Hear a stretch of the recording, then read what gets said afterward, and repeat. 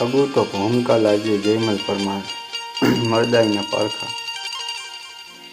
આ વાત સંવત 1842 એટલે કે ઈસવીસન 1786ની છે। સોરઠમાં કેશોદ અને કેશોદ પાસેના પ્રાહલી ગામે મહિયા રાજપૂતોનો વસવાટ। એક વખત જૂનાગઢના બાબી આમદ ખાનને વિચાર થયો કે આ પ્રાહલી ગામ માથા ભારે અને મહિયા પાસા જમીનની ગણાય છે, તો જોઈએ તો ખરા કે મહિયાઓમાં કેવીક મરદાઈ છે। આમ મરદાઈના પારખા લેવા આમદ ખાને વિચાર્યું। પોતાના સેનાપતિને હુકમ કર્યો કે જાઓ પ્રાહલી ગામના ગોવધન વાળિયાઓ, આ તો નવાબનો હુકમ અલ્લાહવાળા છૂટ્યા। પ્રાહલી જઈને સીમમાંથી ધણ વાળી જૂનાગઢની હડકે ચડાવ્યું। ગોવાળો આડા પડ્યા અને બંદૂકને કુંદે કુંદે મારીને તગડી મૂક્યા। ગોવાળોએ પ્રાહલી ગામે આવી રાવ ખાધી। ગામમાં રહેલા મૈયા ભાઈઓએ બંને એટલો સામનો કર્યો, પણ જૂનાગઢના નવાબના સૈન્ય સામે એનું કેટલું ગજ્યું। સૂરજ સામે શું ધૂળ ઉડાડ્યું એનું મન મારીને સમસમીને સૌ બેસી ગયા। વસતો મહિયો એ વખતે સગા સાગવામાં ગામત્રે ગયેલ।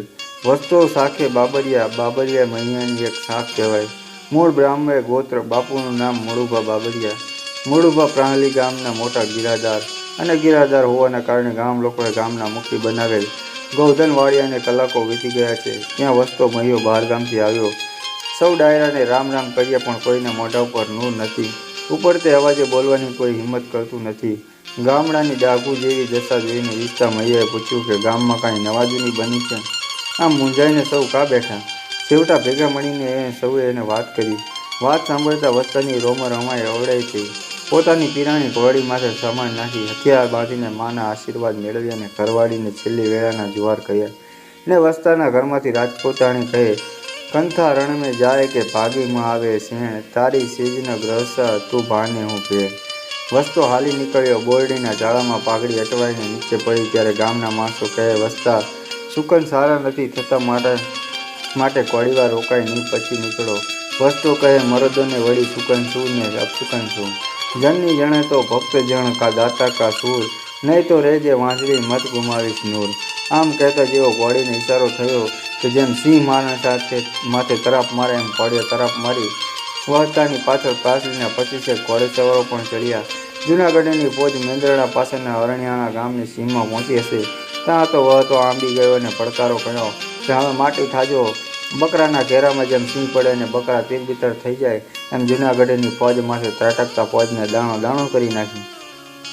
વસતાની તરવારે સુદર્શન ચક્રનું રૂપ ધારણ કર્યું। હાળો ખેડૂત ખેતરમાં જેમ જુવારને લોથલ લણે, એમ વહતો માંડ્યો ફોજના માણસોના માથા લણવા। કે હરિયા વાગા સજી મીંધણિયા ગૌ વાર કરે, રોકણ હારા લોક પણ વસતો ગૌને જાણ કરે। ગીરમાં જેમ કબાડી લોકો હાગ વાડીને ઓઘા કરે, એમ વસતાએ નવાબના માણસોના ઘરના ઓઘા ખડક્યા છે। ફોજને કપાતી જોઈને સૈનિકોએ છેવટે બંદૂક ચલાવી। 3 ફૂટ બંદૂકથી વસતો વિંધાઈને નવરાતના ગરબા જેવો થઈ રહ્યો। વસતાએ જાણ્યું કે હવે શરીર હાથ નહીં રહે એટલે પોતાના જ હાથે તલવારથી પોતાનું મસ્તક ઉતારી નાખ્યું। વહતા સાથે આવેલા 25 ઘોડેસવારોએ પણ ભારે પરાક્રમ દેખાવ્યું। બચી ગયેલા રજપૂતો મૈયાના દેહ અને ગૌધન સાથે પ્રાહલી આવ્યા। ગામે ગાયો માટે ખપી ગયેલા બહાદુરના અગ્નિ સંસ્કાર કર્યા। સંવત 1842ના ફાગણ સુદ ચોથને દિવસે વસતો મૈયા ધર્મના ધીંગાણામાં કામ આવી ગયો। હરિયાણાની સીમમાં અને પ્રાહલીના તેની ખાંભ્યો છે। મૈયાના વીરત્વની નવાબ આમદ ખાન નવાઈ પામ્યા। ઈમાન માટે આદમી કેવા વીરત્વ દાખવે છે। લોકદંતી વાતો વાગોળે છે કે પ્રાહલીની રખેવાળી કરવા વસતાજી અને તેના મિત્ર વીરગતિ પામ્યા। નાગરૂપે પ્રાહલીમાં જ રહે છે। પ્રાહલી ગામની ઉગમણી દિશાએ નાગ દેવતાનું એક સ્થાનક છે। તેમાં 2 નાગ દેવતા શ્રાવણ મહિનાની બહાર આવી ફેણ ચલાવ્યા વિના છૂટા રહે છે। કદી ફૂફાડા મારતા નથી। બાળકો નાગના યંગ પર હાથ ફેરવતા તેને રમણ છે। કોઈ કહે છે કે વસતાજી નાગ દેવતાના વિજેલા હતા। અરણ્યની ગામની સીમમાં જ્યાં વસતાજીનું માથું પડ્યું હતું ત્યાં પ્રાહલીવાસીઓ ખાંભીનું નિર્માણ કર્યું અને આજે પણ તેને રણ ખાંભી અને પ્રાહલીમાં પાણિયાની માનતા મનાય છે।